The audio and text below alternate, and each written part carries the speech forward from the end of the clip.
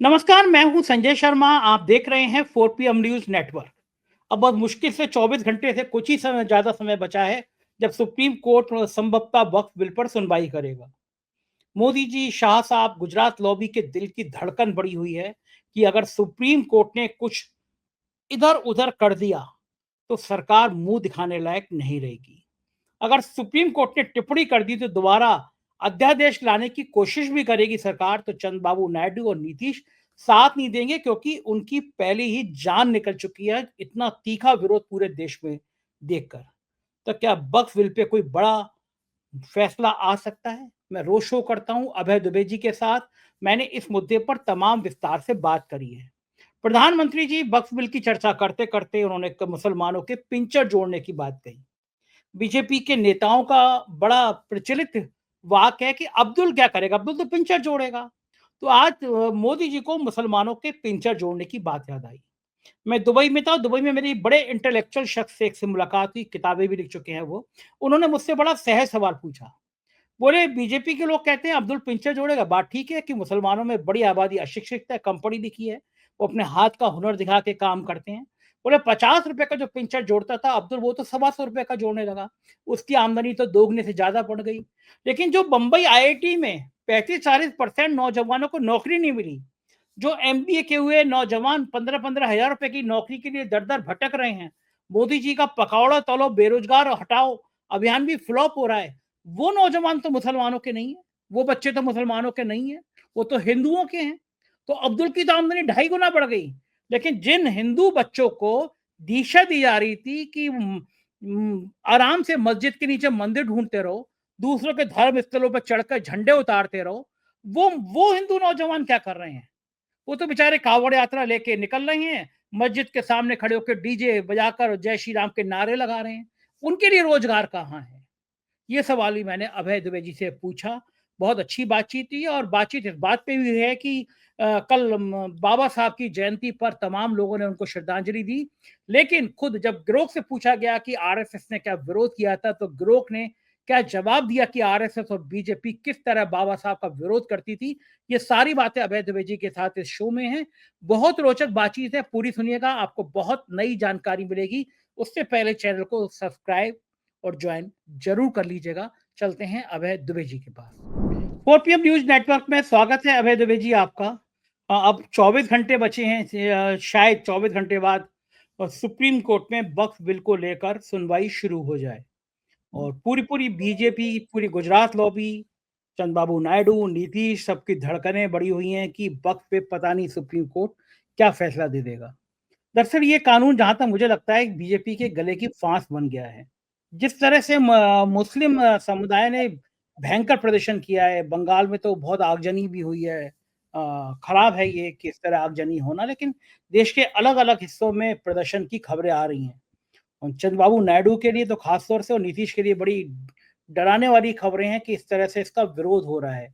मैं ये जानना चाहता हूँ कि आपका अंदाजा क्या है, क्योंकि सुप्रीम कोर्ट के चीफ जस्टिस ने पिछले दिनों जिस तरह के फैसले दिए हैं, खासतौर से उन्होंने राष्ट्रपति को पहली बार घेरे में लिया है। राष्ट्रपति ने कह दिया ऐसा नहीं कि आप अध्यादेश में इंतजार करते रहेंगे जैसे गवर्नर करते रहते थे। तो तमिलनाडु के जो गवर्नर से शुरू हुआ, राष्ट्रपति तक पहुंचा, उससे मुझे लगता है कि मोदी और शाह साहब की थोड़ी सी नींदें तोड़ गई हैं कि पता नहीं क्या फैसला होगा। आप तो चूंकि इतना अध्ययन करते हैं, आपका अंदाजा क्या है कि सुप्रीम कोर्ट क्या फैसला ले सकता है? अंदाजा क्या है आपका? देखिए, मैंने कुछ कानूनी विशेषज्ञों से भी कुछ अनौपचारिक किस्म की चर्चाएं इस विषय में की हैं, क्योंकि धीरे धीरे करके सब लोग अपनी राय इसमें बना रहे हैं। और पूरी संभावना ये है कि 16 तारीख को वक्फ के ऊपर जो याचिकाएं हैं उनके ऊपर सुनवाई होना शुरू होगी। हो सकता है कि सुप्रीम कोर्ट इसके ऊपर कोई एक बेंच बना दे और फिर बेंच सारी याचिकाओं को एक साथ करके सुनवाई करे, तो इसमें समय लगेगा। ऐसा नहीं है कि तुरंत हो जाए। कोई बेंच बनती है, फिर बेंच बैठती है, फिर बेंच अपने फैसले देने शुरू करती है। तमाम सरकार से कहा जाता है कि आप अपना पक्ष रखिए, अपने एफिडेविट दाखिल कीजिए, वगैरह वगैरह। वो तो जो कानूनी प्रक्रियाएं हम सब लोग जानते ही हैं किस तरीके से चलती हैं। तो इसमें समय लगेगा।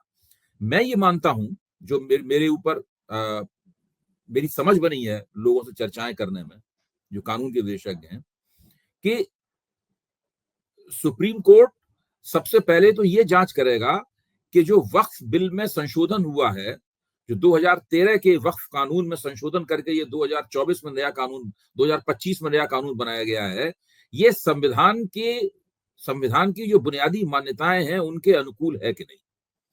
ये कहां पे संविधान की बुनियादी मान्यताओं का उल्लंघन करता है? क्या ये, उसमें सबसे बड़ी बुनियादी मान्यता ये है, क्या ये मुसलमानों को संविधान ने, अल्पसंख्यकों को, मुसलमानों जो धार्मिक और सांस्कृतिक गतिविधियों की स्वतंत्रता दे रखी है, क्या उसमें हस्तक्षेप है? ये एक बहुत बड़ा सवाल है। भाई, मुसलमान अपनी धार्मिक संस्थाओं का नियमन कैसे करें? मुसलमान अपनी धार्मिक संस्थाओं को चलाने की जो अर्थव्यवस्था है, उस अर्थव्यवस्था का बंदोबस्त कैसे करें? वक्फ का काम यही था। भाई, एक मस्जिद है, एक दरगाह है, एक मदरसा है? अच्छा, अब एक खानकाह है, सवाल ये है कि ये कैसे चलाया जाएगा? वहां कोई चढ़ावा तो आता नहीं है।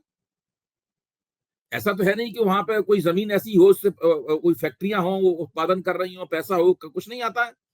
तो सवाल यह है कि लोगों ने वक्फ को दान की है, अपनी जमीन और अपनी संपत्ति दान की है, यानी अल्लाह के नाम दान की है, अल्लाह उसका मालिक है। उससे होने वाली आमदनी से ये तमाम देश भर में जो लाखों मस्जिदें हैं, जो अनगिनत दरगाहें हैं, बहुत सारे मदरसे हैं, ये सारे के सारे इन्हीं से चलते हैं, वक्फ की संपत्ति से चलते हैं। अच्छा, वक्फ में भ्रष्टाचार भी होता है, ये बात भी सही है, मैं तो इससे इनकार करने के लिए तैयार नहीं हूं। बहुत से मुसलमान मानते हैं, खुलेआम मानते हैं मुसलमान के हाँ करप्शन होता है। एक लखनऊ का जो सुन्नी वक्फ बोर्ड है, उसके एक अध्यक्ष हैं, वो तो 24 साल से अध्यक्ष हैं उसके, और उन्होंने जो कलाबाजियां खाई हैं वहां पे वक्फ की संपत्तियों को लेकर, वो सब सारे जमाने में मशहूर है। लेकिन क्या वो कानून उस भ्रष्टाचार का जिम्मेदार है? ये भी एक 2013 कानून है, ये भी कोर्ट इसकी जांच करेगा। क्यों? क्योंकि सरकार वक्फ, ऐसा बात नहीं कि वक्फ बोर्ड हम और आप मिलकर बना देते हो, या मुसलमानों में 2 मौलवी बैठ के वक्फ बोर्ड तय कर लेते हो। सरकार बनाती है वक्फ बोर्ड। जो उत्तर प्रदेश का वक्फ बोर्ड है, जो सुन्नी वक्फ बोर्ड है, वो सरकार बनाती है, सरकार द्वारा नियुक्त है। सरकारी तय करती है कि इसके अंदर कौन सा एमपी नियुक्त होगा, कौन सा एमएलए नियुक्त होगा, इसका चीफ कौन, इसका मुतवल्ली कौन होगा, सब कुछ सरकार तय करती है। अच्छा, अब सरकार इसका ठीकरा फोड़ रही है मुसलमान समाज के ऊपर, कुछ ऐसे तत्वों के ऊपर भ्रष्टाचार का ठीकरा फोड़ रही है जो कोई और आगे भ्रष्टाचार कराता हो उसके अंदर। जबकि सरकार को खुद भ्रष्टाचार की, अगर सरकार अच्छे लोगों को नियुक्त कराएगी तो भ्रष्टाचार नहीं होगा उसमें। सरकार खुद ही भ्रष्टाचार करती है उसके अंदर, नियुक्तियों में भ्रष्टाचार होता है बड़े पैमाने पर, और हर सरकार करती है इसमें। मतलब मैं ये नहीं कह रहा हूं केवल मोदी सरकार तो 10 साल से बनी, वक्त तो बहुत पुरानी संस्था है, और ये भ्रष्टाचार तो लंबे अरसे से होता चला आ रहा है। तो सवाल ये है कि क्या 2013 का कानून इस भ्रष्टाचार के लिए जिम्मेदार था? अगर 2013 का कानून इस भ्रष्टाचार के लिए जिम्मेदार था, तो फिर देखा जाएगा कि उसके अंदर जो संशोधन हुए हैं उससे क्या भ्रष्टाचार दूर होगा? जैसे कि इन्होंने दावा किया है कि हमने भ्रष्टाचार दूर करने के लिए कानूनों को कड़ा बनाया है, लेकिन देखने में ये आया है कि कानून कड़े होने की बजाय नरम बना दिए गए हैं। जैसे कि अगर पहले सश्रम कारावास था तो उसमें सश्रम हटा दिया गया है, कैद बामशक्कत हटा दिया गया है, अब साधारण कैद कर दी गई है। इस तरह से बहुत से कानून जो पहले ज्यादा कड़े थे, इस नए कानून में उनको और नरम बना दिया गया है उल्टा। तो इस प्रकार की बहुत सारी विसंगतियां हैं इस कानून में, और उन विसंगतियों की तकनीकी पहलुओं की, कानूनी पहलुओं की, संविधान सम्मत पहलुओं की कोर्ट बहुत गहराई से जांच करेगा। कोर्ट ये भी जांच करेगा, ये बहुत महत्वपूर्ण मुद्दा है, कि क्या किसी अल्पसंख्यक समुदाय के धार्मिक कामकाज में इस्तेमाल होने वाली संस्था के अंदर उस समुदाय के बाहर के लोग होने चाहिए, यानी गैर मुसलमान उसमें होने चाहिए। सरकार ने संसद के पटल पर जो अमित शाह ने गारंटी दी है कि इसमें कोई गैर मुस्लिम नहीं होगा, ये तो उन्होंने मुंह जबानी दे दी है गारंटी, ताकि इसके ऊपर हंगामा होना बंद हो जाए। लेकिन जो कानून इस तरह का है, वो कानून तो कम से कम एक वक्फ बोर्ड में 6 से लेकर 7 तक गैर मुसलमानों की घुसपैठ की स्थितियां पैदा करता है। जैसे पहले उसमें लिखा हुआ था उसके अंदर कि इसके अंदर एक सांसद नियुक्त होगा, वो मुस्लिम ब्रैकेट में, मतलब वो मुसलमान ही होगा सांसद, उसका पदेन सदस्य होगा। अब उसमें से वो ब्रैकेट में मुसलमान हटा दिया गया। अब कोई भी हो सकता है।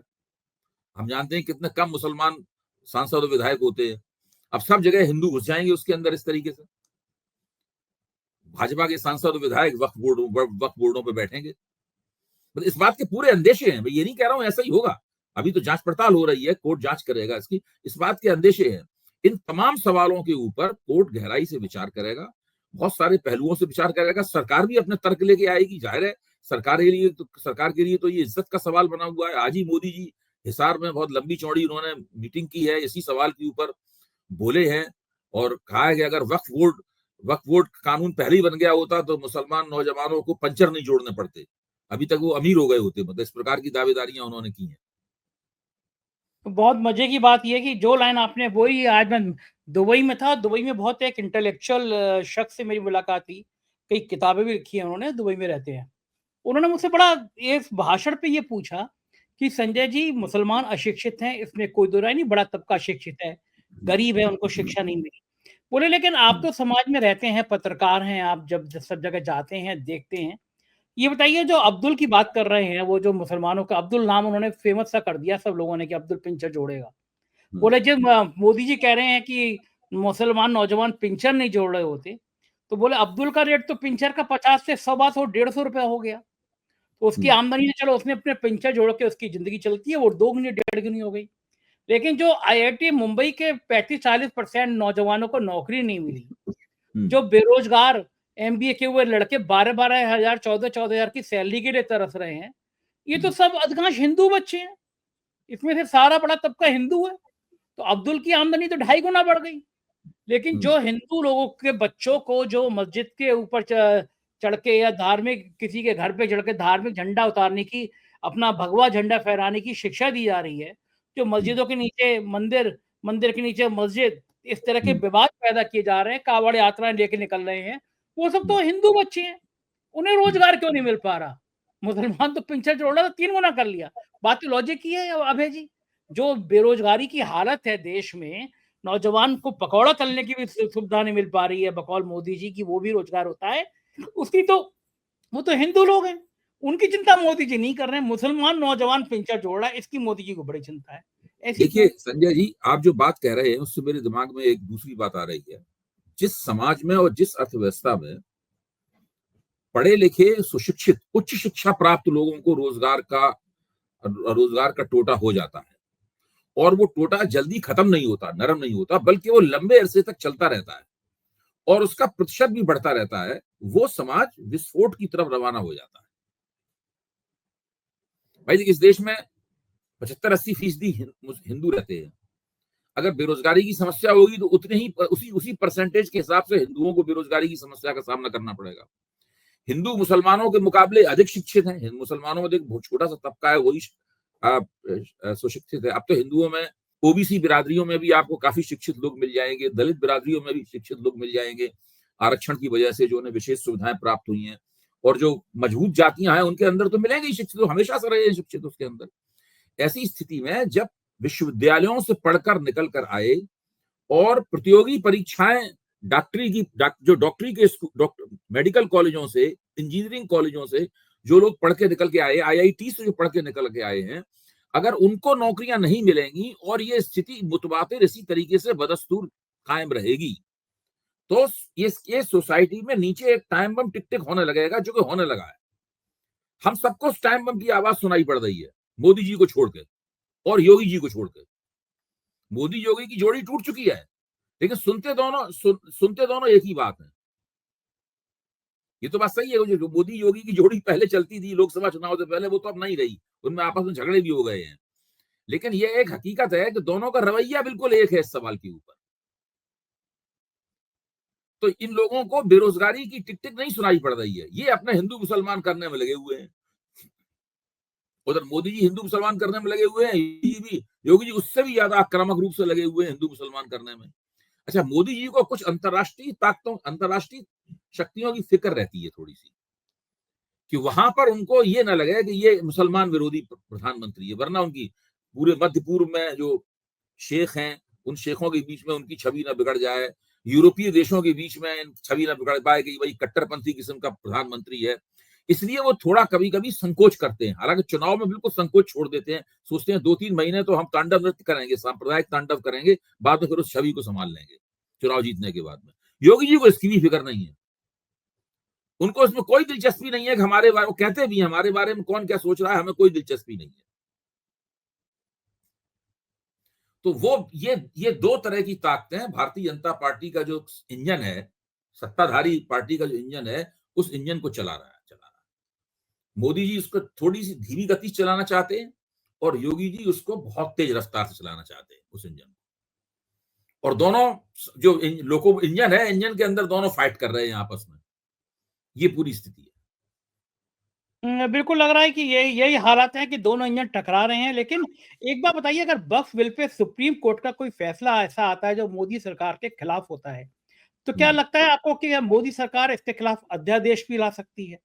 क्योंकि वो किसी कीमत पे बर्दाश्त नहीं करेंगे कि वक्फ बिल जैसा कानून पे कोई अड़चन आए। तो क्या लगता है कि जिस तरह पहले भी कई मसलों पे ये सरकार अध्यादेश लाई है, इस मसले पर भी अध्यादेश लाया जा सकता है जी? देखिए, ये मसला एक ऐसा मसला है कि अगर इस मसले के ऊपर सुप्रीम कोर्ट ने इनको कुछ कानून में बदलने के लिए फैसला दिया, कुछ इनकी आलोचनाएं की, कुछ इनके खिलाफ स्ट्रक्चर पास किए और कहा कि ये संविधान की बुनियादी भावना के ही विपरीत है, ये अल्पसंख्यक समुदायों को अपने धार्मिक और सांस्कृतिक अधिकारों का उपभोग करने से रोकता है, इस प्रकार के अगर फैसले सुप्रीम कोर्ट की तरफ से आते हैं, तो इनके लिए उसके खिलाफ अध्यादेश लाना और उसको बदलना मुश्किल होगा।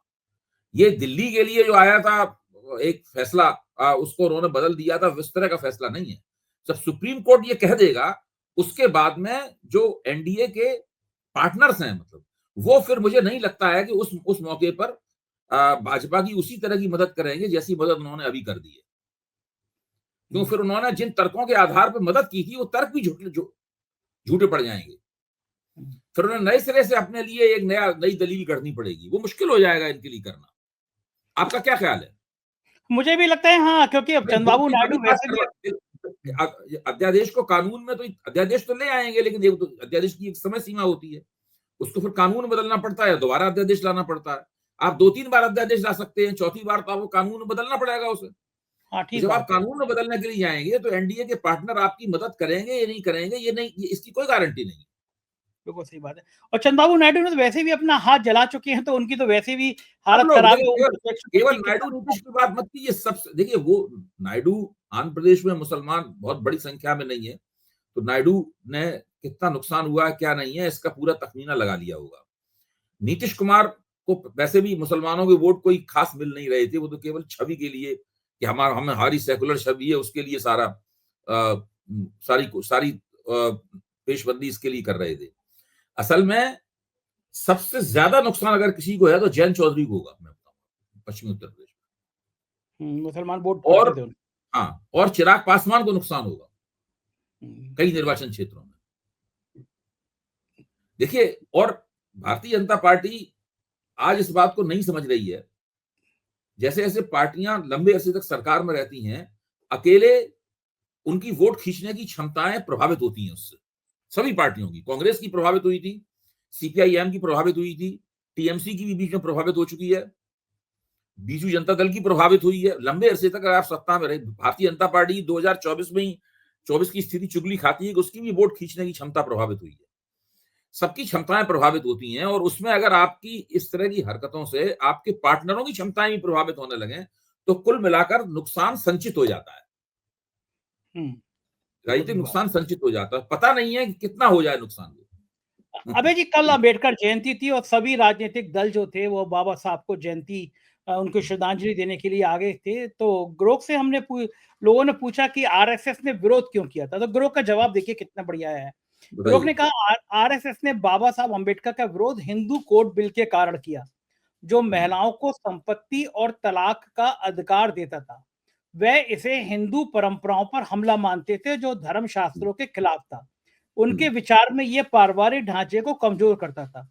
क्या बाबा साहब गलत थे? नहीं, उनका लक्ष्य लैंगिक समानता और सामाजिक प्रगति था। ये सुधार आधुनिक भारत के लिए जरूरी थे। विरोध के बावजूद बाबा साहब की दृष्टि ने महिलाओं को अधिकार को मजबूत किया, जो आज भी प्रासंगिक है। तो मैं दो चीजें जानना चाहता हूं आपसे। क्या ये बात अब बीजेपी स्वीकार करेगी कि आरएसएस ने बाबा साहब का बहुत बड़ा विरोध किया था? दूसरा, कि ये मानेगी बीजेपी की इस विरोध के कारण बाबा साहब परेशान हुए थे, दुखी हुए थे। और तीसरा बात कि बाबा साहब ने हिंदू परंपराओं के जो तरह-तरह की हिंदू कुप्रथा थी, उसको इसके कारण उन्होंने हिंदू धर्म छोड़ के बौद्ध धर्म अपना लिया था। इन इन बिंदुओं पे क्या बीजेपी को आरएसएस को सफाई देनी चाहिए या नहीं देनी चाहिए और क्यों नहीं देते वो? नहीं, देखिए मैं आपको बता रहा हूं, एक सन है 1974। भारतीय जनता पार्टी 1974 से पहले वो क्या करती थी इसकी कोई सफाई नहीं देती। राष्ट्रीय स्वयंसेवक संघ 1974 से पहले क्या करता था इसकी कोई सफाई नहीं देता। 1974 में पूना में एक वसंत व्याख्यान माला होती है। पूना में एक वसंत व्याख्यान माला होती है 1974 में। उसमें भाषण देते हुए संघ के तत्कालीन सरसंघचालक बाला साहब देवरस ने पहली बार अंबेडकर को हिंदू चिंतक घोषित किया। आप समझ लीजिए जो मैं कह रहा हूं। पहली बार उन्होंने बाबा साहब अंबेडकर को, महात्मा गांधी को, महात्मा फुले को, जस्टिस राणा डे को, इन सब लोगों को हिंदू चिंतक घोषित किया और स्वयंसेवकों से अपील की कि इन लोगों ने अतीत में हमारे लिए जो कुछ बड़ी भली बुरी बातें कही हैं उनको भुला दीजिए और उनको हिंदू चिंतक के रूप में अपना लीजिए, मंचों पे उनकी तस्वीरें लगा दीजिए। उसी के बाद से ये सब लोग इनकी तस्वीरें लगा ले, वरना उससे पहले बाबा साहब भीमराव अंबेडकर का नाम तक लेना राष्ट्रीय स्वयंसेवक संघ में अच्छा नहीं माना जाता था। जब संविधान सभा ने संविधान पारित किया तो ऑर्गेनाइजर ने साफ तौर पर लिखा कि ये संविधान हिंदू विरोधी संविधान है, क्योंकि हिंदुओं के पास तो पहले से ही एक संविधान है, मनुस्मृति, और ये संविधान तो उससे प्रभावित होना चाहिए पूरी तरह। ये संविधान कहीं भी मनुस्मृति का जिक्र नहीं करता, इसलिए ये संविधान हमें स्वीकार्य नहीं। उसके बाद जब हिंदू कोड बिल बाबा साहब ने पायलट किया तब तो उन्होंने वही दृष्टिकोण अपनाया जिसका भी आपने जिक्र किया है। इसके बाद में बाबा साहब ने जब वो बात कही थी ना कि मैं पैदा हिंदू के रूप में हुआ हूं लेकिन हिंदू के रूप में मरूंगा नहीं, और उन्होंने कई साल तक सारे मुस्लिम धर्म गुरुओं से, ईसाई धर्म गुरुओं से सबसे बातचीत की उन्होंने, और बातचीत करके आखिर वो निर्णय पहुंचे कि वो बौद्ध धर्म ग्रहण करेंगे। राष्ट्रीय स्वयंसेवक संघ ने इसका भी विरोध किया था। और तो छोड़ दीजिए, ये अभी कुछ साल पहले रामलीला मैदान में जब उदित राज ने बौद्ध धर्म ग्रहण किया था सिर घुटा के, आपको याद होगा, उस वक्त भी उनका विरोध किया गया था। अच्छा, ये बात देखने में अजीब सा लगता है कि भाई ये तो बाबा साहब ने तो मुसलमान बनने से इनकार कर दिया, बाबा साहब ने तो ईसाई बनने से इनकार कर दिया, यहूदी बनने से इनकार कर दिया, सिख बनने से भी उन्होंने इनकार कर दिया। उन्होंने सिखों से भी बातचीत की थी, उन्होंने बौद्ध बनना स्वीकार किया, और बौद्ध बनना स्वीकार करने से पहले उन्होंने बुद्ध धर्म के ऊपर एक किताब लिखी। उस किताब का शीर्षक है बुद्ध एंड हिज धम्मा। उस किताब का शीर्षक है जिसमें उन्होंने बौद्ध धर्म का पुनर्संस्कार की और ये दिखाया किस तरीके से बौद्ध धर्म, जो विश्व में बराबरी और दोस्ताना और बराबरी की और समता की विचारधाराएं हैं, बौद्ध धर्म उन्हीं विचारधाराओं पर आधारित है और उसका सबसे बेहतरीन रूप है बौद्ध धर्म, बेहतरीन भारतीय रूप है। ये कहकर उन्होंने किया। तो वो इस तरह उन्होंने बौद्ध धर्म स्वीकार किया। जो दीक्षा भूमि है नागपुर की, उस दीक्षा भूमि पे 50,000 उनके साथ 50,000 दलितों ने सिर घुटा के बौद्ध धर्म स्वीकार किया। उस वक्त भी बाबा साहब का विरोध हुआ था। हर बार उन्होंने बाबा साहब का विरोध किया, संविधान का विरोध किया, बाबा साहब द्वारा जितने भी प्रगतिशील कानून हिंदुओं के लिए लाए गए उनका इन्होंने विरोध किया। उन्होंने किसी का समर्थन नहीं किया, उनका सारा विरोध खुला हुआ है, रिकॉर्ड में दर्ज है। लेकिन इन्होंने राजनीतिक चतुराई ये की है और उसमें बड़ी ढिठाई भी शामिल है कि हम 1974 से पहले हमने जो किया था उसका हम जिक्र ही नहीं करेंगे, कोई हमसे कुछ भी कहता रहे। आप कितना भी इनसे पूछिए वो जवाब नहीं देते हैं इस बारे में। बात नहीं करेंगे, हाँ, बात ही नहीं करेंगे। हाँ। बिल्कुल ठीक बात है। अच्छा, ये अगर आपको बाबा साहब को सच्ची श्रद्धांजलि देनी है तो क्यों नहीं भारतीय जनता पार्टी के लोग सामूहिक रूप से जिले-जिले में कार्यक्रम करें, संघ के लोग कार्यक्रम करें, उसमें मनुस्मृति का दहन करें, क्योंकि मनुस्मृति वो ग्रंथ है जो व्यक्तियों में, इंसान में भेद करता है। तो एक आरोप भी हट जाएगा, क्योंकि बाबा साहब ने मनुस्मृति को जलाया था और इस बात का संघ ने विरोध किया था। तो ये अच्छी परंपरा हो सकती है ना अभय जी, अगर बीजेपी मनुस्मृति को जिले-जिले में जला दे? नहीं, वो मनुस्मृति को कभी नहीं जलाएंगे। देखिए, मनुस्मृति की राष्ट्रीय स्वयंसेवक संघ के अंदरूनी हलकों में काफी बहुत बड़ी पूंछ है, वो कभी नहीं उसको जलाएंगे, किसी भी कीमत पर नहीं जलाएंगे। देखिए, बाबा साहब के विचारों से उनका कोई संबंध नहीं है, वो बाबा साहब की केवल तस्वीर लगाते हैं ताकि उनको दलित विरोधी न माना जाए। इसके अलावा बाबा साहब भीमराव अंबेडकर में उनकी कोई रुचि नहीं है। आप किसी भी राष्ट्रीय स्वयंसेवक संघ के स्वयंसेवक से पूछ लीजिए, किसी भी भारतीय जनता पार्टी के कार्यकर्ता से बात कर लीजिए, वो तुरंत ही आपके सामने स्पष्ट हो जाएगा। इन तमाम लोगों के बारे में उनका जितना भी समर्थन और सम्मान है वो ज़बानी जमा खर्च है। इनका गांधी जी के विचारों से कोई संबंध नहीं है, इनका महात्मा फुले के विचारों से कोई संबंध नहीं है, इनका जस्टिस राणा डे के विचारों से कोई संबंध नहीं है, दादा भाई नौरोजी के विचारों से कोई संबंध नहीं है, बाबा साहब के विचारों से कोई ताल्लुक नहीं है। ये लोग सिर्फ चुनावी लाभ उठा सकें, कमजोर जातियों में अपनी पैठ बना सकें, इसके लिए इनका केवल तस्वीरों में इस्तेमाल करते हैं। मंच पे तस्वीरें करना, माला चढ़ाना, अगरबत्ती करना, उनके सामने सिर झुका देना जाके, बस इसके अलावा कुछ नहीं करते। अभय जी, अगर आपकी बातें ये दलित समुदाय के लोग सुन रहे होंगे, तो जितना कल कोशिशें की हैं इन्होंने दलित बाबा साहब को श्रद्धांजलि देने की, वो सब बातें धुल जाएंगी आपको, क्योंकि ये वो बातें हैं। दलित समाज का बहुत ही छोटा हिस्सा, मैं बिल्कुल स्पष्ट रूप से कह दूं, चाहे तो आंकड़े देख लीजिए, मेरी बात की तस्दीक हो जाएगी। दलित समाज का वोट भारतीय जनता पार्टी को मिलता है, लेकिन उनके एक छोटे हिस्से का वोट मिलता है, और वो भी इसलिए मिल पाया है वोट क्योंकि जो शक्तिशाली दलित समुदाय हैं, जैसे उत्तर प्रदेश में जाटव हैं, आंध्र प्रदेश में माला हैं, महाराष्ट्र में महार हैं, इन जातियों ने दलित समाज को मिलने वाले आरक्षण संबंधी लाभों और उसके राजनीतिक सशक्तिकरण की प्रक्रिया को पूरी तरीके से हड़प लिया था, और वो साल दर साल वैसे ही चलता रहा। छोटे दलित समुदायों को उसका लाभ नहीं मिल पाया। उसका लाभ उठाकर उन्होंने इन लोगों को अपनी ओर एक बार खींचने में सफलता प्राप्त की थी, लेकिन अब वो स्थिति नहीं रह गई है। अब उन लोगों के सामने भी स्पष्ट हो गया है कि हमको ये इस तरीके से ये जो कर रहे हैं, हमें कोई लाभ इनकी वजह से नहीं मिलने वाला है। अब दलित समाज का वोट दरअसल फ्लोटिंग है। जो पार्टी उसके पास ठीक से जाएगी, ठीक से आश्वासन देगी, जिस पार्टी में उन्हें अपना राजनीतिक भविष्य दिखाई पड़ेगा, उस पार्टी के साथ रहेगी। यहाँ तक कि मायावती के साथ भी दलित समाज का वोट नहीं है। जो पार्टियां अपने आप को दलितों की पार्टियां कहती हैं, उनके साथ भी दलित समाज का वोट नहीं है, वो कुछ भी कहती रहे। दलित समाज का वोट हर चुनाव में अपने लिए नेगोशिएशंस करता है, अपने लिए वार्ता करता है, हर पार्टी, हर राजनीतिक शक्ति के साथ। बिल्कुल ठीक कह रहे हैं आप कि ये स्थिति तो आएगी, और हम लोग इस पे नजर बनाए रखेंगे। बहुत बहुत शुक्रिया अभय जी, आपने मुझे इतना समय दिया। Thank you.